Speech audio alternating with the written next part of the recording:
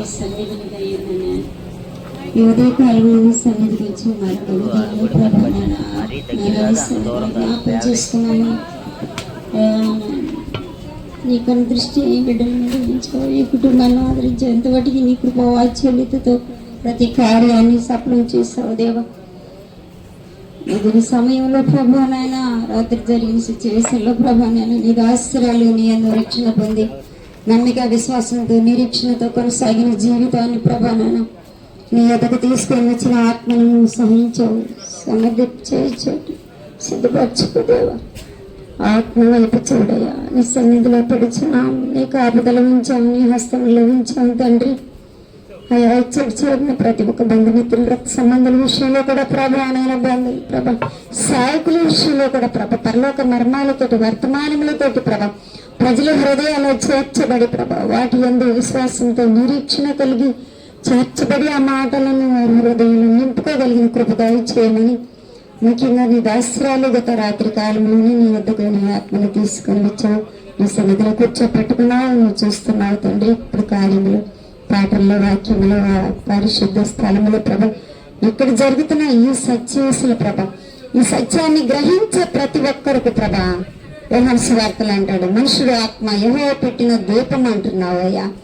నీ పెట్టిన దీపము కనుక ప్రభా నాన్న ఎలాంటి వారైనా నీ స్వాధీనంలో ఉన్నారు కనుక వాటిని ఆలోచించి ఆలకించిన వారికి ఆత్మ అనుభవాలు అర్థమవుతున్నాయి. ఆలోచించి ఆశ కలిగి అలా ప్రాణమును తృప్తిపరిచే దేవుడుగా ఉన్నావు కనుక నువ్వు సహాయం చేసి ఆదరించి బలపరచమని గొప్ప కార్యం ఇచ్చేయమని ఇప్పుడు కొన్ని నిమిషాలు ప్రభా ప్రార్థన విజ్ఞాపనలో గడపచ్చు, పాటలతోటి గడపచ్చు, వాక్యంలో ఉంటూ ఉండగా నీ కాపుదల సరే తోడుగా మహిమ తెచ్చుకోమని యేసయ్య పరిశుద్ధ నామమును బట్టి వేడుకొని ప్రార్థిస్తూ తల్లి గారి మనస్సు వంటి ఆత్మకు కావలసిన ప్రభా ఆధ్వర్యం ఉంచుకొని గొప్ప కార్యం చేయమని యేసు పరిశుద్ధ నామం బట్టి అడుగుతున్నాను తండ్రి, ఆమేన్. తరలా జీవము నాకు నీవా, తిరిగి లేచెను నా తరుణా. తరలా జీవము నాకు నీవా, తిరిగి లేచెను నా తరుణా. నిరంతరము నన్ను నడిపించును, మరల వచ్చి యేసుకొని పోవును. నిరంతరము నన్ను నడిపించును, మరల వచ్చి యేసుకొని పోవును. యేసు చాలునా చాలునా, యేసు చాలునా చాలునా. ఏ సమయమైనా ఏ స్థితికైనా నా జీవితములో యేసు చాలును. సాతాను శోధనలధికమైన సమ్మసిల్లక సగి వెళ్ళెదను. సాతాను శోధనలధికమైన సమ్మసిల్లక సగి వెళ్ళెదను. లోకమ శరీరము లాగినను, లోబడక నేను వెళ్ళెదను.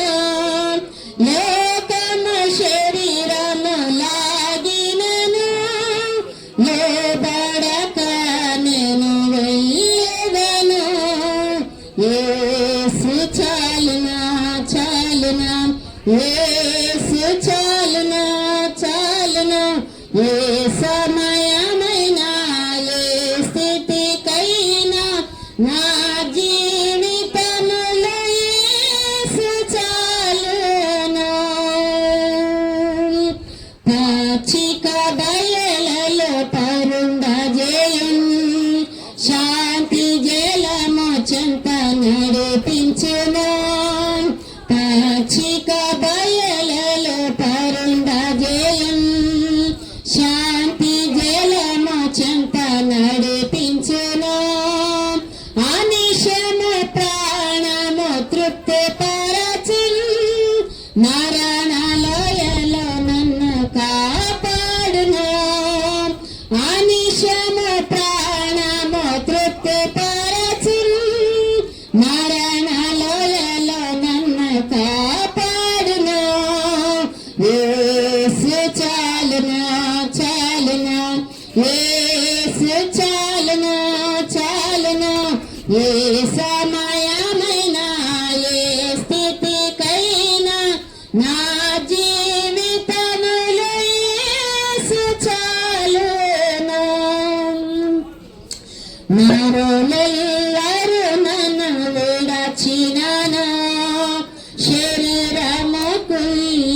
కృషించినను, నరులెల్లరూ నన్ను విడచినను, శరీరము కుళ్ళి కృషించినను, హరించెను ఐశ్వర్యము, విరోధి వలె నన్ను విడచినను, హరించెను ఐశ్వర్యము, విరోధి వలె నన్ను విడచినను, యేసు చాలును చాలును, యేసు చాలును చాలును, ఏ సమయమైనా ఏ స్థితికైనా నా జీవితములో యేసు చాలును, ఏ సమయమైనా ఏ స్థితికైనా నా జీవితములో యేసు చాలును. హల్లెలూయా. ప్రార్థన చేసుకున్నాం. ప్రియులైన పరిశుద్ధుడానికి స్తోత్రాలు, మహోన్నతుడ మహాగణడానికి స్తోత్రాలు, సర్వాధికారి సర్వశక్తిమంతుడ సర్వోన్నతమైన స్థలములలో దేవునికి మహిమని కొనియాడబడుచున్న మా గొప్ప దేవానికి స్తోత్రాలు తండ్రి.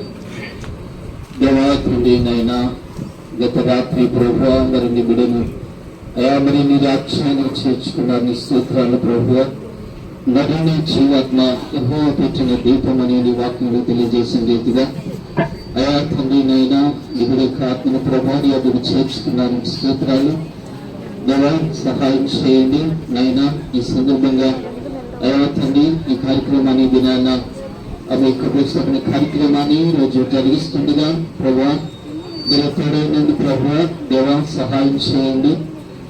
మరి నాయన తండ్రి తల్లి గారిని ప్రవచించుకున్నటువంటి మరి కావలసిన కుటుంబానికి ప్రభా మరి అనేక బంధువులకు నాయన గొప్ప ఆదరణ నెమ్మది సంతోషముగా చేయమని ప్రార్థిస్తున్న ప్రభా నీవే సహాయం చేయండి. అయా తండ్రి నీ వాక్యం ఆయన తండ్రి ప్రభా ఎలీషాబాబు గారు అయా నీ వాక్యాన్ని పంచుకోబోతుండగా ప్రభా మీరు రాష్ట్రంలో మీరు మాట్లాడండి. నైనా కావలసినటువంటి అయా మా చెల్లి ప్రభా వీళ్ళకి అందించిన గొప్ప ఆదరణగా చేయమని ప్రార్థిస్తున్నా. వచ్చినటువంటి బంధువులు స్నేహితుల సంబంధికులందరినీ కూడా సేవకుల్లో అందరినీ కూడా జ్ఞాపకం చేసుకోనండి. ఈ కార్యక్రమంలో ఆధ్యాత్మిక మీరు ఎక్కడైనా అధ్యక్షత వహించి నీ నామ మహిమాతమే జరిగించి నీకు మహిమా ఘనత ప్రభావం మీరు పొందుకోమని మరి ప్రయాణంలో ఉన్నటువంటి వారిని కూడా క్షేమంగా మీరు నడిపించి ప్రభువ మీరు నాని తండ్రి వారిని సహాయం చేయమని యేసు పరిశుద్ధ నామములో ప్రార్థించి స్థుతించి వేడుకుంటున్నాము తండ్రి. పాలపర్తి నాగేంద్రమ్మ గారు ప్రభునందు నిద్రించారు అని మనం అందరం ప్రత్యేకంగా చూస్తున్నాము. ఈరోజు దేవుని వాక్యం ఆ తల్లిగారి గురించి తెలియజేస్తున్న సంగతి ఏంటంటే, క్రీస్తునందు మృతులైన మృతులు ధన్యులు. ఇంగ్లీష్లో బ్లెస్డ్ అని ఉంది, అంటే ఆశీర్వదించబడిన వారు. ఒక సందర్భంలో అబ్రహాము కాలంలో తన దాసుని గురించి రాయబడిన ఒక మాట ఏంటంటే, ఆశీర్వదించబడిన వాడా లోపలికి రమ్ము. అంటే దేవుని చేత ఆశీర్వాదం పొందినటువంటి వాళ్ళంటే ఈ లోక సంబంధమైనటువంటి అష్టైశ్వర్యాల విషయంలో కంటే కూడా రక్షణ పొంది ఈ లోకంలో ప్రభు కొరకు జీవిస్తూ దేవుని రాజ్యంలోనికి ప్రవేశించబడడం అనేది ఏంటది? ఆశీర్వాదం. దేవునికి స్తోత్రం కలుగుగాక. ఆ ధన్యత, ఆ భాగ్యం, మన తెలుగులో ఆ అదృష్టం నాగేంద్రమ్మ గారు సంపాదించుకున్నారు. దేవునికి స్తోత్రం కలుగుగాక.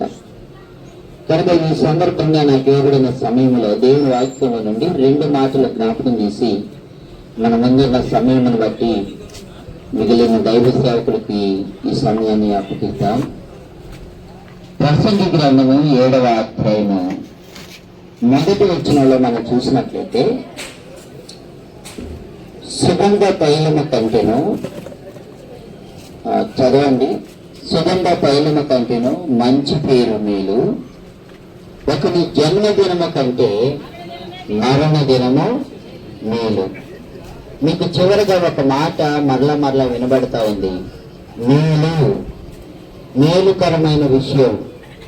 భూమి మీద మనకి వ్యక్తిగతంగా ఏదైతే నచ్చినట్లుగా జరుగుతుందో అది మేలు అని ప్రతి వ్యక్తి తన వ్యక్తిగతంగా అనుకునేది. దేవుని దృష్టిలో మేలైనది ఏంటిది అంటే లోక సంబంధమైన దానిని విసర్జించి దేవునికి అనుకూలమైనటువంటి రీతిలో ఈ లోకంలో జీవించాలి అంటే ఎంత భక్తుడికైనా, ఎంత ఉన్నతమైన స్థితిలో ఉన్న భక్తుడికైనా సరే అది అసాధ్యము. అయితే జీవ మరణములు యెహోవా వశము అని కూడా దేవుని వాక్యంలో రాయబడింది. కనుక ఆయన ఒక సంకల్పం లేకుండా ఇక్కడ ఉన్న మనం ఎవరము కూడా ఈ భూమి మీదకి రాలేదు. కనుక మనం ఈ లోకానికి రావడానికి దేవుని సంకల్పం ఒకటి ఉంటే మరి ఈ లోకమును విడిచిపెట్టడానికో అది కూడా దేవుని చిత్తమే. దేవునికి స్తోత్రం.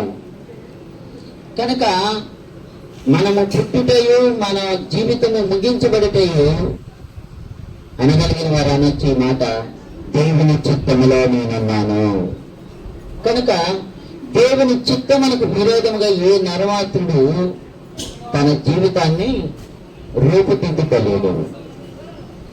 అందుకని మేలుకరమైన సంగతులలో దేవుని వాక్యం చెప్తున్న జ్ఞాని అయిన సొలొమోను ఏమంటున్నాడంటే ఈ లోకంలో సమస్తము వ్యర్థమే, కానీ వ్యర్థము కానిదంటూ ఏదైనా ఉందంటే అది మేలుకరమైనది. ఏంటది? ఈ లోకమును విడిచి నిత్య రాజ్యమునకు యోగ్యులముగా చేర్చబడడం. దేవునికి స్తోత్రం కలుగుగాక. ఒక మనిషి ఒక పని చేయడానికి కొంత అనుభవం కావాలి. ఒక విద్యార్థి ఒక ఉద్యోగంలో జాయిన్ అవడానికి కొంత విద్యా జ్ఞానం కావాలి.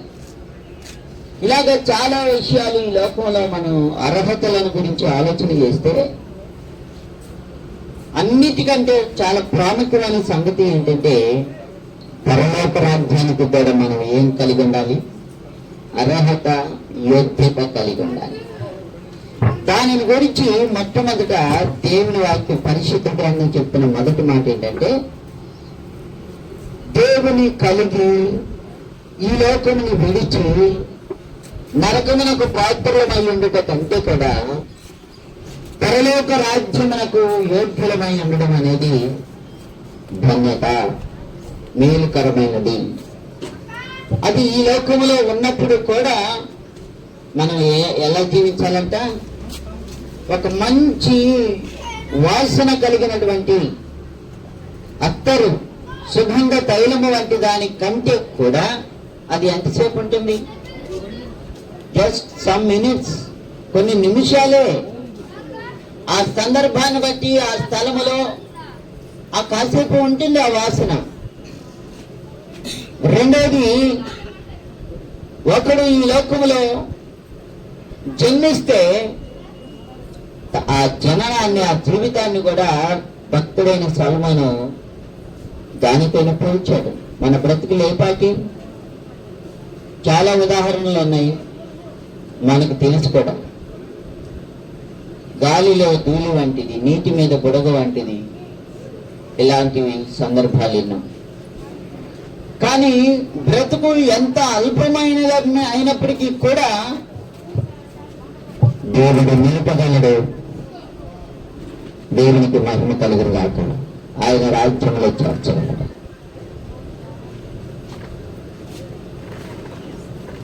తాత్కాలికమైనటువంటి జీవితాలను నిత్య జీవమునకు యోగ్యులనుగా చేయగలిగిన సమర్థుడు మన ప్రభువుని యేసుక్రీస్తు. కాబట్టి ఈ సందర్భంగా నాగేంద్రమ్మ గారిని మనం అందరం ఉదాహరణగా తీసుకోవాలి. తెలిసో తెలియకో ప్రారంభ దినాల్లో మనం కూడా కొంచెం తొందరపాటులో అపార్థం చేసుకుంటాం. పొలం మారాం, మతం మారాం, అది మారాం, ఇది మారాం, దిగిపోయాం, మునిగిపోయాం. అని కాదు. దేవుని వాక్యం ఏం చెప్తున్నాడు, ఇప్పుడే చదువుకున్నాం కదా. ఆమె ఒక మేలైన మార్గమును ఎంచుకుంది. ఆ మేలుకరమైన మార్గం ఈ రోజు ఆమెను ఏం చేసింది, నిత్య జీవమునకు అర్హులనుగా చేసింది. దేవునికి మహిమ కలిగింది. ఇక రెండో మాటలకు వచ్చినట్లయితే ప్రకటన గ్రంథం 14:13 కొంచెం చదివి సహాయం చేయండి. ప్రకటన గ్రంథం 14:13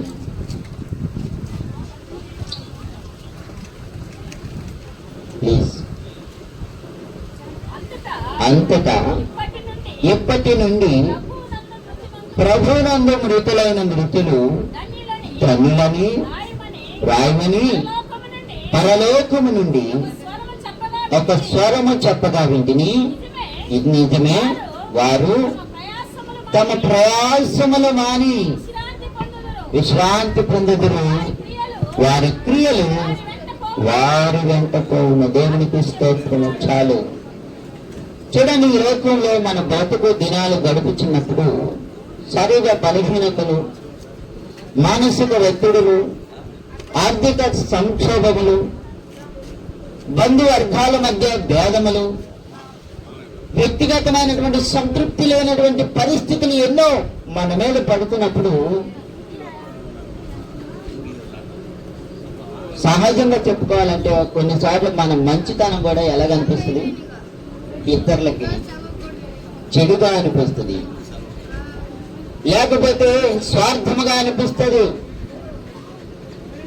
కానీ కొంతమంది అయితే వారి గుండెను దిట్టం చేసుకొని ఎవరు ఏమనుకుంటే నాకెందుకు, నేను చేసిందే కరెక్ట్ అనిపించుకునేటువంటి విధంగా కొంతమంది జీవిస్తారు.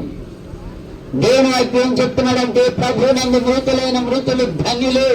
ఎందుకు అంటే ఈ లోక సంబంధమైన ప్రయాసములు వాళ్ళు మానివేసే కాలం వచ్చింది. దేవునికి స్తోత్రం.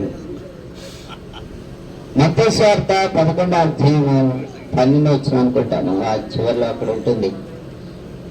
ప్రయాసపడి భారము మోసుకొనిచ్చిన సమస్త జనులారా నా ఇద్దరు రండి. ప్రభు లోకములో నుండి రక్షణ కొరకు, ప్రభు కొరకు జీవించడానికి ఆయన మొదటి పిలుపులో ప్రయాసపడకండి, నా ఎద్దుకు రండి అని చెప్తున్నాడు.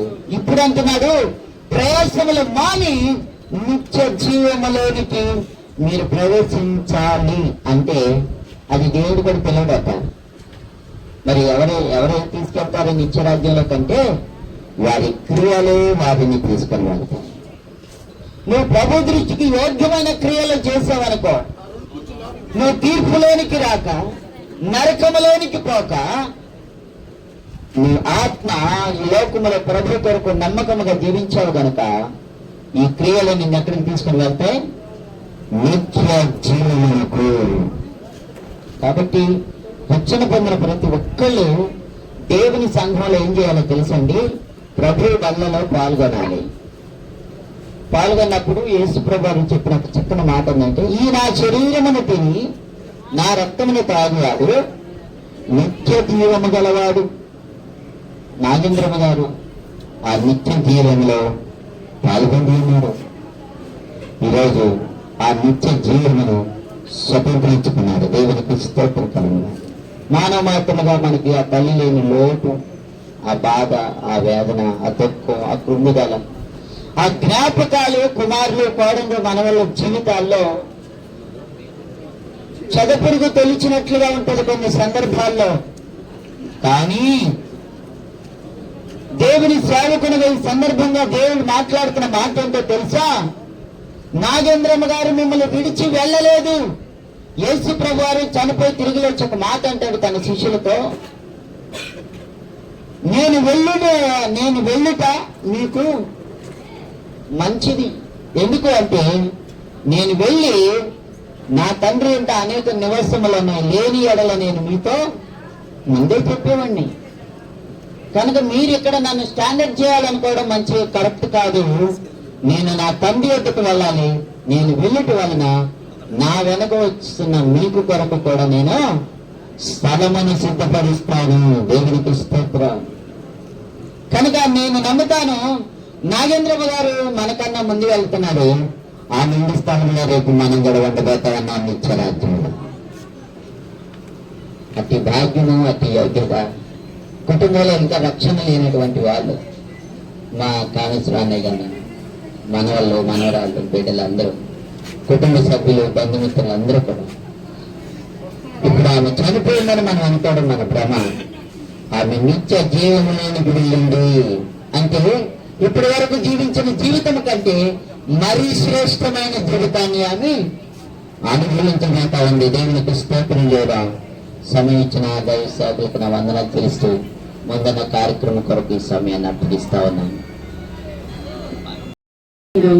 బ్రతుకు సాగాలని నీ బాటలోని నడవాలని ప్రభు నా జీవిత నెరవేరునా నెరవేరునా నీ నీడలో బ్రతుకు సాగాలని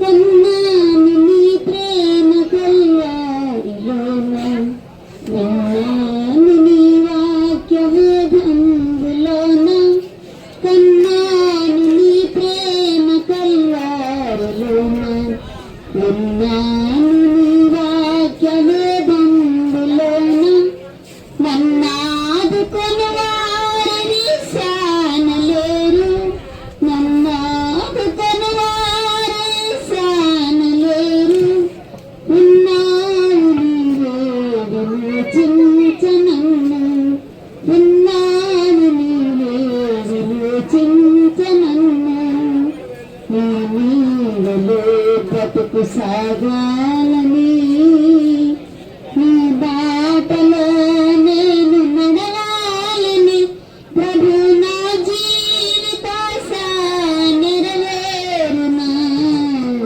నెరవేరునా నీడలో బ్రతుకు సాగాలని గతిలేక బ్రతికే నీతిలేని బ్రతుకు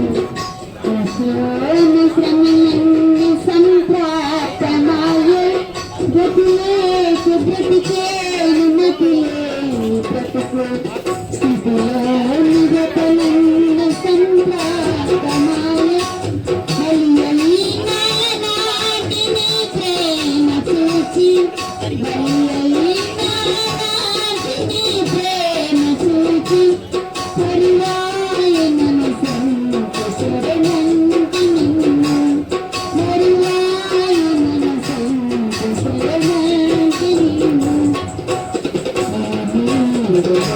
బ్రతుకు సాగాలని ఈ బాటలో నేను నడవాలని ప్రభు నా జీవిత నెరవేరునా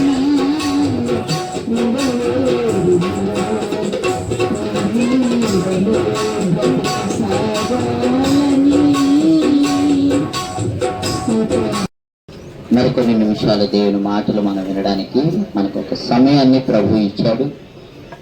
మన మధ్యలో ఉన్న దైవజనులు విల్సన్ గారు ముందుకొచ్చి కొద్ది నిమిషాలు దేవుని మాటలు పంచుకోవాలని మనం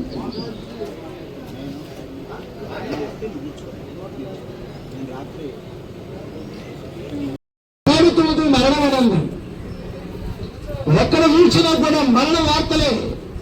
ఏ పేపర్లు చూసినా మరణ వార్తలే, ఏ టీవీలో చూసినా మరణ వార్తలే. ఎడు చూసిన మరణము విలయకాండమాడుతున్నది. ఎడు చూసినా కూడా, ఏ ఇంటిలో చూసినా కూడా ఈ మరణానికి కుల మత భేదాలు లేవు. ఈ మరణానికి ఎలాంటి భేదము లేదు.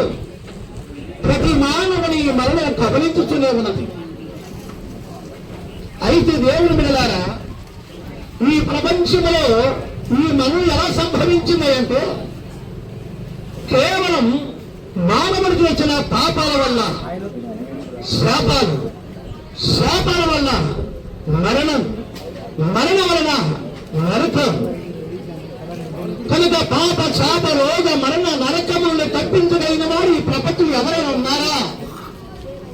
ప్రతి మానవుడికి వచ్చిన ప్రతి పాపాలను బట్టి శాపాలుగా మారిపోయి ఆ శాపము మానవుడికి శాంతి సమాధానము లేకుండా, నెమ్మది లేకుండా, ఆరోగ్యము లేకుండా, కుటుంబంలో ప్రతికూల అప్పులు, సమస్యలు, భయంకరమైన స్థితిగతులు, కుటుంబాల వేదనలు, బాధలు ఇవన్నీ కేవలం శాపాల వల్ల వచ్చినవి.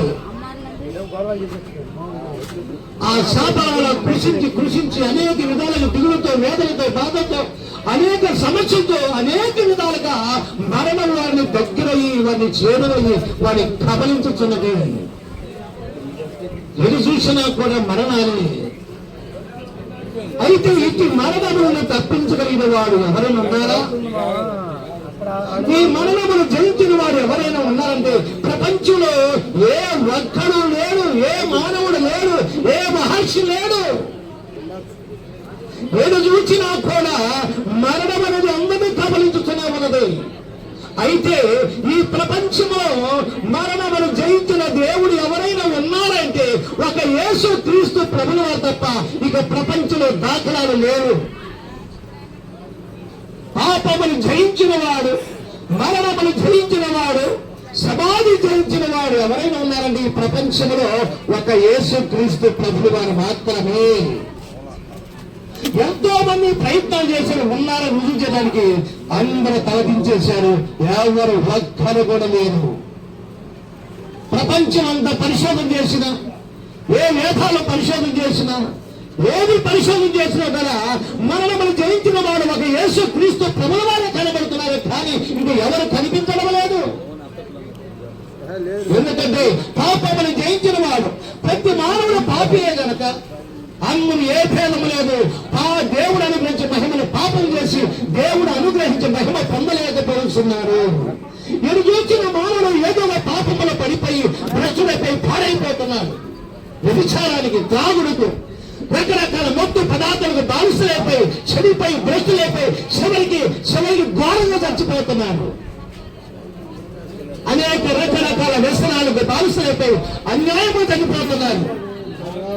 అయితే దేవుని బిడ్డలారా, కనుక ప్రతి మానవుడు పాపి అని బైబిల్ వేదం చెబుతున్నది. ప్రతి మానవుడు పాపి అని హైందవ వేదాలు చెబుతున్నాయి. పాపోహం పాపకర్మోహం పాప సంభవ తాహిమాయ్ కృపాదేవ సకలత వత్సలః. ఓ దేవా, మా మనవల పాపం, కనవల పాపం, మేము పాపలమయ్యా, మమ్మల్ని రక్షించయ్యని వార్తమని శ్లోకమున స్పష్టంగా వ్రాయబడి ఉన్నది. కనుక ప్రతి మానవుడు ఏదో ఒక పాపం చేసి పాపంలో పడిపోయారు. అందుకే ఇది పాపమును వినిపించగలిగిన వాడు దేవుడే రావాలని సామవేద కావ్య మహాపురాణంలో ఒక మాట వ్రాయబడింది. సరైన పాప పరిహారం రక్త ప్రోక్షణ ఆవశ్యకం, తన రక్త పరమాత్మైన పుణ్యదాన బలియాగం. సకల పాపాలు పరిహారం కావాలంటే ఆ పరిశుద్ధ రక్తం సిద్ధించబడాలి, అది పుణ్యమైన బలియాగమై ఉన్నదని చెప్పేసి వ్రాయబడి ఉన్నది. కనుక సకల పాపాల పరిహారం చేయడానికి ఆ దేవుడే వచ్చి అగ్నిమ కావాలని మన హైందవ గ్రంథాలు సామవేద తాన్య మహాపురాణంలో వ్రాయబడి ఉంది. అదే సామవేద తాన్య మహాపురాణంలో మరొక మాట వ్రాయబడింది. ప్రజాపతి జేభ్యం కృపా ప్రాచీన్ అనే ప్రజాధిపతి అయిన వాడు ఆత్మ రక్షణార్థనిమిత్తము తన శరీరాన్ని నలగొట్టబడవలని వ్రాయబడి ఉన్నది. ప్రధానిపతి అనగా ప్రజలకు అధిపతి, సృష్టికర్తని దేవుడు, ఆయనలో వచ్చి అగ్నిమ కావాలి. ఎవరు ఈ ప్రపంచంలో ఆ ఎత్తరమైన దేవుడు ఎవరు? ఆ హైందవ గ్రంథాలు ఎందుకు రాయబడి ఉంది? సాక్షాత్తు ఈ యజ్ఞాలను ఎవరిలో నెరవేర్చబడుతుందో వారే సర్వాధికారి దేవుడు. అతడే పాపమును జయించగలిగిన వాడు, అతడే మరణమును జయించగలిగిన వాడు. ఎవరంటే సాక్షాత్తు యేసు ప్రభువు వారే పాపము జయించాడు, మరణమును జయించాడు, సమాధి జయించి వేశాడు. పరమ పరిశుద్ధులు లోకంలో ఉన్నారు ఆయన. ఆయన వంటి వారు ఇక ప్రపంచంలో ఎవరు కనిపించడం లేదు. కనుక ఏ పాపము లేని వాడు యేసు ప్రభువు వారు అన్నారు, నాలో పాపములను ఎవరైనా రుజువు చేయగలరా? ఎవరు రుజువు చేయలేకపోయారు. భగవంతుడు అంటే అర్థం ఏంటి? ధారీషణ, ధనీషణ, పుత్రేషణ అనగా పుత్రుడి మీద కాంక్ష, భార్య మీద కాంక్ష, ధన మీద కాంక్ష లేని వాడే భగవంతుడు. ఆ భగవంతుడు ఎవరంటే సాక్షాత్ యేసు ప్రభువు వారిలోనే ఇవన్నీ కనబడుతున్నాయి. కాబట్టి యేసు క్రీస్తు ప్రభు వారు ఆయన పాపమును జయించిన వారు, ఏ పాపము లేని వారు. ప్రపంచానికి సవాలు ఇస్తున్నాడు, ఎవరైనా నాలో పాపం రుజువు చేయగలన్నారు. ప్రపంచ దేశాలని ఏకమైనా కూడా ఎంతో మంది ప్రయత్నం చేశారు, విఫలమైపోయారు. యేసు ప్రభువు వారు ఏ పాపము లేదని ప్రపంచం అంతా కొట్టుకుంటున్నారు. కనుక ఆయన సర్వమానవానికి దేవుడు, ఆయన ఒక కుల దేవుడు కాదు, ఒక మత దేవుడు కాదు, ఒక జాతి దేవుడు కాదు, ఒక దేశానికి దేవుడు కాదు. ఆయన సర్వ మానవానికి దేవుడు. కనుక ప్రపంచానికి సెంట్రల్ ప్లేస్ ఎందుకు పెట్టారంటే ఆయన సర్వ మానవానికి దేవుడు కనుక ప్రపంచంలో సకల జాతులు రక్షించడానికి లోకంలోకి వచ్చాడు ఆయన. కాబట్టి దేవుని బిడ్డలారా, ఈ భారతదేశం మొదటి శతాబ్దంలోనే భారతదేశం సువార్త ప్రకటించినప్పుడు ప్రపంచ దేశంలో అమెరికా ఖండమే లేదు, బ్రిటిష్ దేశమే లేదు. కనుక అమెరికా వాళ్ళకంటే బ్రిటిష్ వాళ్ళకంటే ముందుగానే దేవుని సువార్త ఇండియాకు వచ్చింది. ఆ ఇండియాలో దేవుని సువార్త నమ్మింది ఎవరో తెలుసా? కేరళ బ్రాహ్మణులు. ఆ కేరళ బ్రాహ్మణులు మారుమలుచుకొని రక్షించబడి దేవుని సాధకులుగా మారు ఆ బ్రాహ్మణులు ఇండియా దేశంలో సువార్త ప్రకటించి అనేక మంది రక్షించారు. వారి సువార్త ప్రకటిస్తుండగా క్షత్రియులు మారిపోయారు. కనుక భారతదేశంలో మొట్టమొదటిగా బ్రాహ్మణులు క్షత్రియులు మారుమలుచుకొని దేవుని బిడ్డగా మార్చబడ్డారు. కాబట్టి యేసు ప్రభువు వారు ఒక కుల దేవుడు కాదు, ఒక మత దేవుడు కాదని వారే రుజువు చేశారు. కాబట్టి దేవుని బిడ్డలారా, ఆయన ఈ లోకానికి వచ్చాడు. ఎందుకు తెలుసా? సర్వలోక నివాసులను రక్షించడానికి, మానవ జాతిని కాపాడడానికి, పాపాల నుండి, శాపాల నుండి, మరణము నుండి నరకానికి పోతున్న మానవులను రక్షించడానికి యేసుక్రీస్తు లోకానికి రావాల్సి వచ్చింది. పరలోకం నరకం రెండు ఉన్నాయి. అది రష్యా శాస్త్రంలో పరిశోధన చేసి నరకంలో అక్కడ ఒక డ్రిల్లింగ్ మిషన్ వేసి ఒక పెద్ద హోటల్ కడుతుండగా ఆ మిషన్ కింద ఫ్రీగా తిరుగుతుంటే ఒక పక్షి పైకి వచ్చి అంతర్ధానం అయిపోయిందంట. ఏంటి ఈ పక్షి అంతర్ధానం అయిపోయింది పరిశోధన చేస్తే వాళ్ళు ఎవరు కమ్యూనిస్టు దేవుడు లేడని వాదించేవారు. అలాంటి వారు ఈ పైనుంచి పక్షి రావడం ఏంటి? ఆయన దగ్గరికి వెళ్తే అయ్యో దాహం దాహం కేకులు పెడపడు రక్షిందని కేకులు వినబడుతుంట. ఒకవేళ మీ మానవ స్వరాలు లాగుండి, ఇదేంటి ఇక్కడ మానవ స్వరాలు లాగుండి ఏంటని చెప్పేసి ఆ యంత్రాల్లో ఒక ఏమైనా ఉన్నది పరిశోధన చేస్తే అవి కేవలం మానవ స్వరాలు కింది భాగం నుంచి వస్తున్నాయి. అప్పుడు వాళ్ళకి అర్థమైపోయింది కింద మానవులు ఏదో స్వరం వినబడుతుంది. దీని అర్థం ఏంటి? దీని ఆన్సర్ పరిశోధన చేస్తే వారికి ప్రపంచ దేశంలో వారు ఎన్నో పరిశోధన చేసి చివరికి ఈ బైబిల్లో దీనికి ఆన్సర్ కనుగొన్నారు. అప్పుడు వారు కూడా యేసు క్రీస్తు చెప్పిన అక్షరాలు నెరవేరని చెప్పేసి వారు యేసు ప్రభు భక్తులుగా మార్చబడ్డారు. కాబట్టి దేవుని బిడ్డలారా, ఈ రోజు పరలోకం అంటే మతబ్రహ్మత, మానవ మతం నుండి పుట్టిందే మతం. కనుక ఇది యేసు ప్రభువు గారు నేను ఈ లోకానికి పరలోక రాజ్యానికి మార్గం అన్నాడు. కనుక బృహదారైన కోపనిషత్తులు యాజ్ఞవల్క్య మహర్షి ఒక ప్రార్థన చేశాడు. ఓ మసతోమ సద్గమయ తమ చోమ జ్యోతిర్గమయ ఉచ్చోర్మ అమృతాంగమయ ఓం శాంతి శాంతి అన్నాడు. అంటే ఓ దేవా, నేను శ్వేతలను విలువ నడిపించయ్యా, అసత్యం సత్యం నడిపించయ్యా, మృత్యులను అమృతులకు నడిపించాలని ఆ యొక్క యాజ్ఞవల్క్య మహర్షి ప్రార్థన చేస్తున్నాడు. కాబట్టి యేసు ప్రభువు వారు అన్నారు, నేనే మార్గము, నేనే సత్యము, నేనే జీవము, నేనే లోకంలో వెలుగై ఉన్నానని చెప్పాను. అక్షరాల ఈ లగ్న ఆ వేదాల్లో ఉన్న ప్రవచనాన్ని యేసు ప్రభువు వారు నెరవేర్చబడినట. యేసు క్రీస్తు చేసి అక్రమాలు చేసి భయంకర లోకలు ఇష్టాచారం చేసి చచ్చిపోతే దుర్మరణం అంటారు. భయంకరణ మనం ఎప్పుడైనా కావాలి. కనుక వాడు నరకాలుగా వెళ్ళిపోతాడు. కాబట్టి దేవుని బిడ్డలుగా రక్షించబడిన ప్రతి బిడ్డ పరలోకం వెళ్ళిపోతుంది. కాబట్టి దేవుని బిడ్డరా, యెహోవా భక్తుల మరణం విలువైనది. ఇప్పుడు బిడ్డ విలువైన మరణాన్ని పొందుతుంది. దేవుని రాజ్యం ఉంది. ప్రార్థిస్తాం.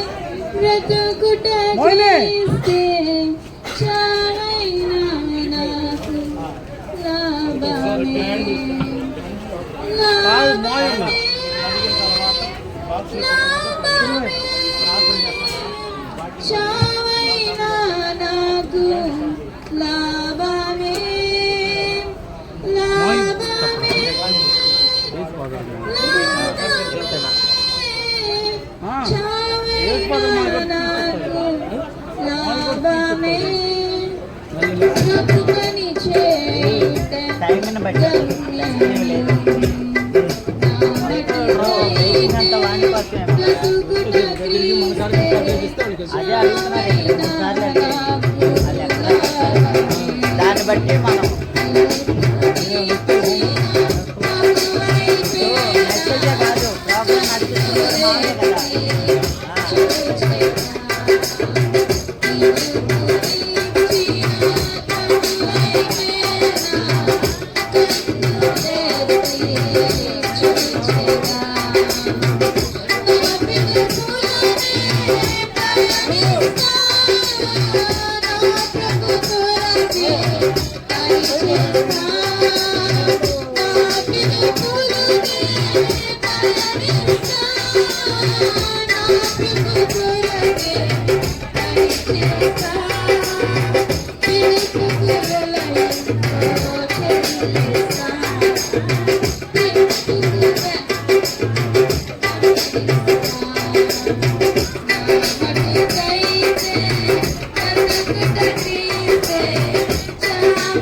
చెప్పు మాకి దగ్గరికి వచ్చారంట.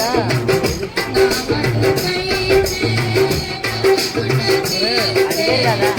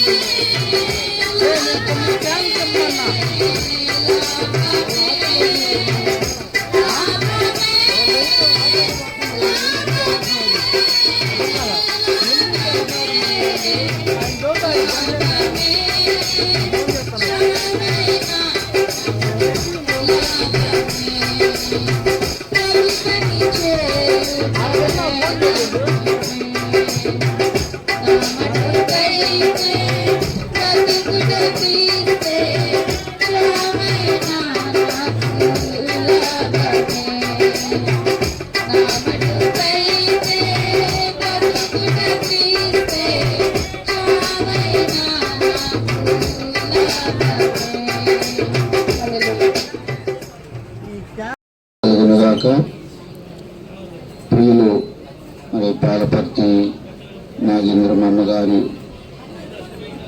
మరి కుమారుడు కామేశ్వరరావు గారి చిన్న కుమారుడు, మరి బంధువులు, మరి మనవడు యోసేపు వీళ్ళందరూ కూడా కోరి ఉన్నాడు కనుక మేము మరి ఎంతసేపు ప్రార్థన కూటం పెట్టడానికి దేవుని సన్నిధిలో గడిపే అవకాశం మనకందరికీ కలిగినది. మరి ఈలోగా వాణి కూడా వస్తా ఉన్నారు, అది కూడా ఒక మనకు అవకాశం. అంతేగాని ఇక్కడ అవకాశం లేక మేము చేయలేదు. కొద్ది నిమిషాలు దేవుని మేటులు చెప్పుకొని ముగించుకుందాం. ఏబు గ్రంథము 19వ అధ్యాయము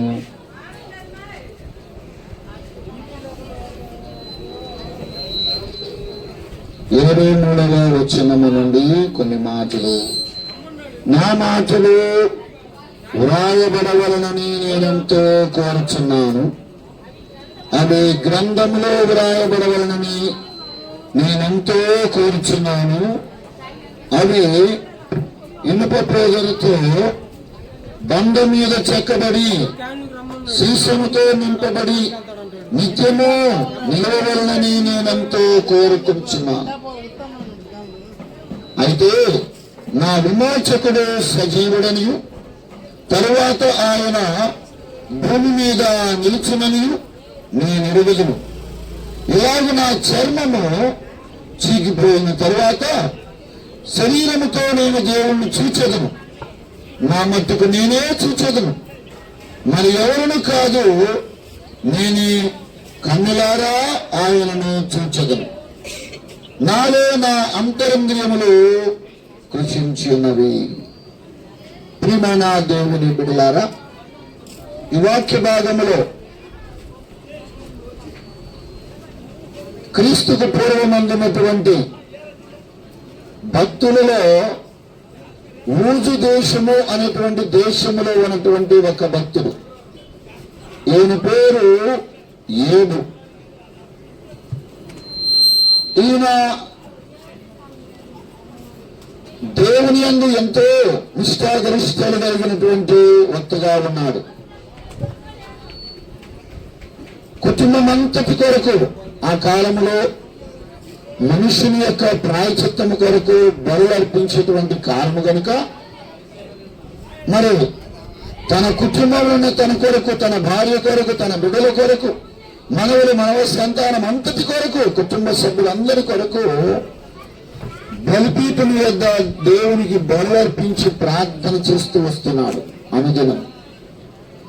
అలాంటి భక్తి కలిగిన ఈ వ్యక్తి జీవితంలో ఒక రోజున ఒక సవాలు వచ్చింది. ఏంటంటే, సర్వలోకాన్ని వశపరుచుకొని పాపము యొక్క భూష్ఠతలో మునిగి తేల్చుచున్నటువంటి అపవాది అను సాతానుడు దేవునితో ఒక వైరము పెట్టుకోవాలని వెళ్ళాడు. ఏమిటంటే అది, లోకములో ప్రజలందరూ పాపములో శాపములో భ్రష్ట జీవితములు జీవిస్తూ ఉండగా యోబు అనేటువంటి నీ సేవకుడు ఒకడున్నాడు. వాడైతే ఎన్ని కష్టాలు వచ్చినా నష్టాలు వచ్చినా నిన్ను విడవక పాపములో పడకుండా జీవిస్తున్నాడు గనుక నేను అతని విషయంలో నీతో పందెం కట్టాలని వచ్చాను అని వాడు దేవునితో చెప్పాలని వెళ్ళాడు. హృదయ రహస్యములు ఎరిగిన దేవుడు సాతాను అనేవాడు దేవుని దగ్గరికి వెళ్ళగానే దేవుడు చెప్పేశాడు, ఒరే బాబు, నీవు నా సేవకుడు నా భక్తుడైన యోబు తరపున నాతో బెట్టు అంటాడు కదా, ఇప్పుడు కుర్రోళ్ళు బెట్టు కట్టడం, పందు వేయటం అనమాట. నా దాసునితో నువ్వు బెట్టు కట్టడానికి వచ్చావు కదా, నాకు అర్థమైపోయింది. నీ వల్ల అయితే అతన్ని పాపములో దించి చూడు అని దేవుడు ముందే చెప్పాడు, వాడు అడగక ముందే. అందుకు సాతానుడు అన్నాడు, వాని చుట్టూ నీవు కంచె వేసి గనుక నేను అతని ఇంటిలోకి, అతని హృదయంలోకి, అతని మనసులోకి ఏమాత్రము కూడా చొరబడలేను, నా వల్ల కాదు. అతని చుట్టూ నీవు వేసిన కంచె తీసి చూడు, అప్పుడు ఆ యోబు అనే నీ భక్తుడి చేత నేను నిన్ను దూషింపజేస్తా, పాపములో పడవేస్తా అని పందెం కట్టాడు వాడు. దేవుడు అన్నాడు, కంచె తీసాను, వెళ్ళిపో, నీ ఇష్టం అన్నాడు.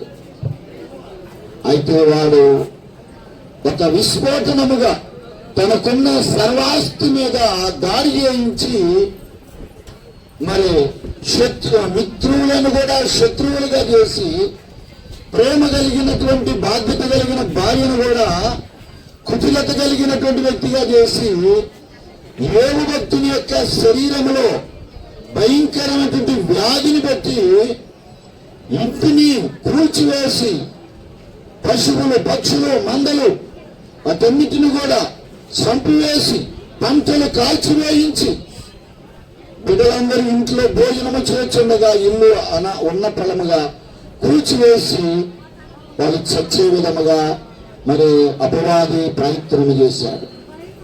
యోబు గారు ఆయన భార్య ఒక్కలే సజీవులుగా ఉన్నారు, కానీ యోబు గారు ఎంతో బాధపడుతూ ఉన్నాడు. ఆ శోధనలో శరీరములో చెలరేగినటువంటి ఆ బలహీన స్థితిలో వేదన పడుతూ ఉన్నప్పుడు అపవాది మొదట భార్యలోనికి వచ్చి అంటున్నాడు, దేవుణ్ణి తిడితే నువ్వు చచ్చిపోవచ్చు, ఈ బాధలు తీరిపోతాయి. చాలా మంది బాధలు తట్టుకోలేక చచ్చిపోతారు.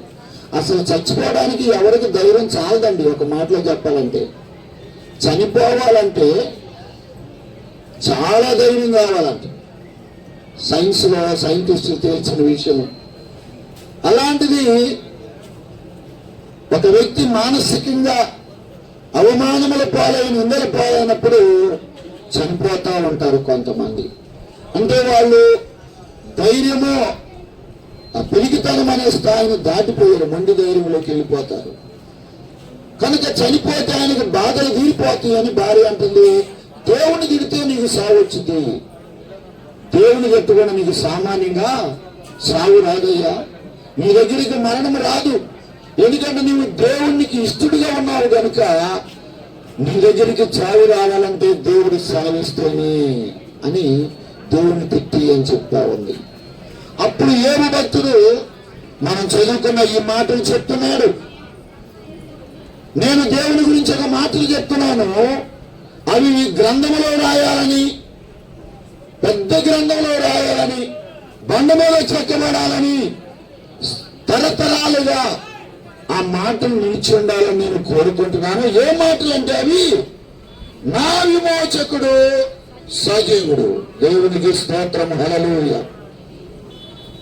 పాపమును జయించి మరణమును జయించి మరణ బంధకము జయించి లేఖనముల ప్రకారము 3వ దినమున తిరిగి లేచినటువంటి సజీవుడు దేవాది దేవుడిని ప్రభువుని యేసుక్రీస్తు వారు. హల్లెలూయా. కనుక యోబు భక్తుడు సాక్ష్యం ఇస్తున్నాడు, నా విమోచకుడు సజీవుడు. ఆయన జీవము లేని వాడు కాదు. ఒకవేళ నేను చనిపోయినా మరలా ఆయన నన్ను తిరిగి లేపే ఒక రోజు, ఒక కాలము రాబోచున్నది. నా చర్మము చీకిపోయిన తరువాత కూడా, చర్మం ఎప్పుడు చీకిపోయిందండి ఎవరికైనా? చనిపోయిన తరువాతే కదా. ఆ తరువాత కూడా దేవుడు మరలా నన్ను బ్రతికించి ఆయన రాజ్యంలో కూర్చుండబడతాడు అనే సత్యాన్ని చెప్తూ ఉన్నాను. ఆ విషయాన్ని అపోస్తలుడైన పౌలు భక్తుడు దశలోనికయ సంఘానికి మొట్టమొదటి పత్రిక రాస్తూ 4వ అధ్యాయము 14వ వచనములో అంటున్నాడు, చదవండి. యేసు మృతి పొంది తిరిగి లేచినని మనము నమ్మినట్లా అదే ప్రకారము క్రీస్తునందుండి ముద్రించిన వారము దేవుడు ఆయనతో కూడా వెంట పెట్టుకుని వస్తాడు. ఆనాడు యోబు గారు చెప్పాడు, నేను చనిపోయిన తర్వాత కూడా, నా చర్మం చీకిపోయిన తరువాత కూడా నన్ను దేవుడు తిరిగి లేపే రోజు కారణం రాబోతుంది, పరలోక రాజ్యంలో నాకు స్థానం ఇస్తాడు. అదే విషయాన్ని పౌలు గారు చెప్తూ ఉన్నాడు. యేసు మృతి పొంది తిరిగి లేచిన బ్రతికిన దినాల్లో ఎవరైతే విశ్వాసం ఉంచుతారో, ఆయన మామూలుగా చనిపోలేదు, నా పాపములు కలిగి కలువరి శిలువలో చంపబడి సమాధిలో పాతి పెట్టబడి లేఖనముల ప్రకారం 3వ దినమున ఆయన నాకు నిత్య జీవం అవడానికి లేచాడని ఎవరైతే నన్ను ప్రభునందు విశ్వాసం ఉంచి బాప్తిస్మం పొంది దేవుని రాజ్యము కొరకు సిద్ధపడించి దేవుని సన్నిధిలో సాగిపోతారో వారి ఆత్మను దేవుడు వెంట పెట్టుకుని వస్తాడు అంటున్నాడు. ఆకయ్య ఈ మాటల చేత ఒకరినొకరు ఆదరించుకోండి. ఎందుకంటే ఈ లోకంలో మన కుటుంబంలో ఒక వ్యక్తిని కోల్పోయినప్పుడు మనకందరికి కూడా ఎంతో లోటు. సో మరి దావీదు భక్తుడు అంటాడు, నరుని యొక్క ఆయుష్ 70 సంవత్సరములు, అధిక బలం ఉన్న ఎడల 80 సంవత్సరములు. నేను అనుకుంటున్నాను మరి నరేంద్రమ్మ గారికి 80 సంవత్సరాల పైన ఉన్నాయి అనుకుంటున్నా. కామేశ్వరరావు గారు అమ్మ వయసు ఎంత?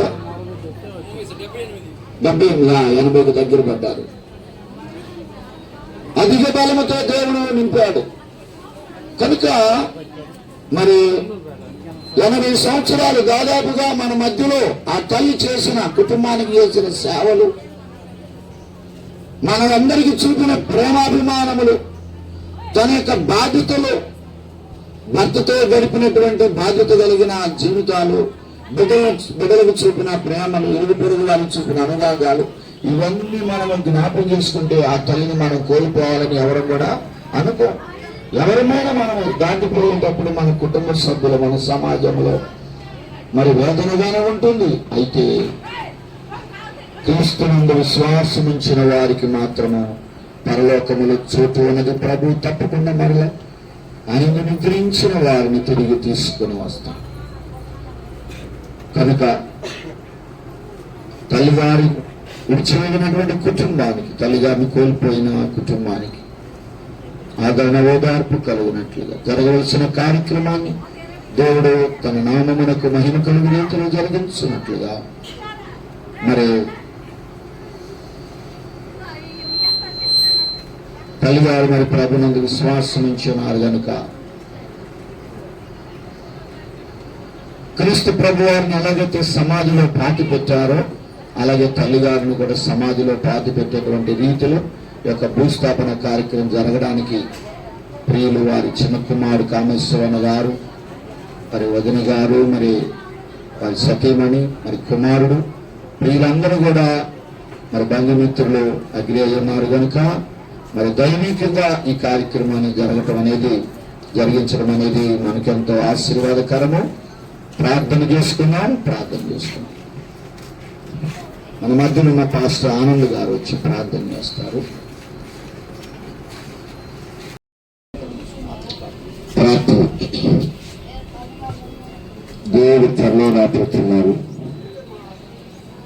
ప్రార్థన వర్తిస్తున్నారు. వచ్చి ప్రార్థన చేస్తాను. యోధ గ్రంథంలో ఒక మాట్లాడబడింది. 17వ అధ్యాయము 10వ వచనం. అయితే నగలు కదలక పడి ఉంది, వారు ఏమైతే. కాబట్టి నాగమణి గారు ఇక్కడ నిర్ణయించి మరి ప్రముఖం అందరూ తెలిసింది. ప్రతి ఒక్కరు కూడా ఇలాంటి నిర్ణయించారు లోకంలో. కానీ వీళ్ళు ఎలా ఎదుగుతారు అనే విషయం చాలా మందికి తెలియక రక్షించబడిన వాళ్ళు ఉన్నారు. కాబట్టి నౌకలు ఉండగా ప్రతి మనిషి కూడా అయస్కాంతం పొందాలి. ఆమె చెప్పండి, అయస్కాంతం పొందాలి. ఏంటి అయస్కాంతం అంటే నన్ను బాప్తించుకున్న వాడు రక్షించగలరు. అలాంటి పనులు ఆ ఎవరికి బాప్తించాలో ఆ ప్రభావం ఆ మనసులో ఉంటుంది. ఏదో రేపు యేసు ప్రభు మధ్యాకాశానికి వచ్చినప్పుడు ప్రధాన దూత బ్రతికినప్పుడు దేవుని ద్వారా వెలిగినప్పుడు వారు ఏర్పడతారు. కాబట్టి మీకు అందరూ తెలుసు ఎలా ఏర్పడతారంటే మన మాట దేవుని జీవితంలో నిదర్శనంగా ప్రాప్తికంగా పెట్టాడు. ఏం తెలిసిన పుట్టుకత్తులు తెలియని తెలుసా?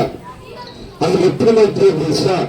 ఎప్పుడైతే ఆకాశంలో నిలిచినప్పుడు ఆ శబ్దానికి ఎక్కడో ఉన్నటువంటి ప్రతికూలు బయటకు వస్తాయి. అలాగనే భవిష్యత్తు యొక్క బిడ్డ ఎవరినైనా కాదు, లేకపోతే తనకి బిడ్డ ఎవరినైనా కాదు, ఆయన శబ్దంగా ఆయన రేటు రక్షించబడతారు. ఏ నీటి బాప్తిసం అవుతారు. ఆ భవిష్యత్తానికి వాళ్ళు ఏర్పడతారు అని. కాబట్టి ఇబ్రాహిం చూస్తున్నాము. కాబట్టి ప్రతి ఒక్కరు కూడా నేర్పడతారని చూస్తున్న గ్రంథంలో. కాబట్టి మళ్ళీ కూడా ఇంకా రక్షణ ఆలోచించాక ఉన్నవారు ఇప్పుడాక వాక్యం చెప్పారు. ఆ వాక్యం ఉన్నవారు కూడా దీన్ని రక్షణ పొంది ఆ నిత్య రాజ్యానికి వలసమని ఈ మాటను దర్శిస్తున్నారు, ప్రార్థించుకున్నారు. కృపామడి మా పిల్లల తనలోకి పొంది మీ పరిశుద్ధ నామాన్ని స్తోత్రాలు చెల్లిస్తున్నాం.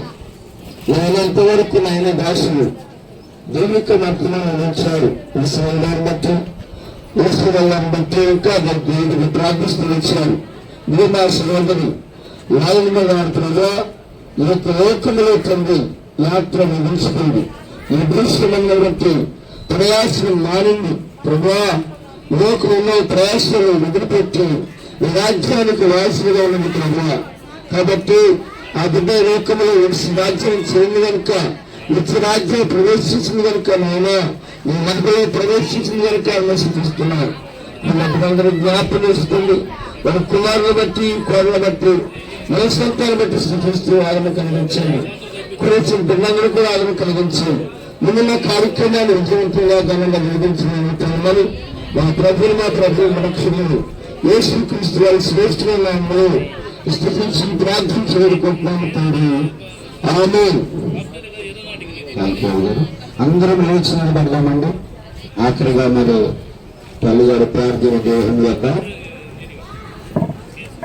మౌనంగా వెళ్ళినటువంటి 20 మొదలుకొని ప్రభుతో తల్లిగారు కూడా తిరిగి వచ్చే వరకు సదాకాలం తోడై ఉండనుగాక. ఆమేన్ చెప్పండి అందరూ పెద్దగా ఆమేన్. ఆమేన్. అందరికి వందనాలు. తల్లిగారు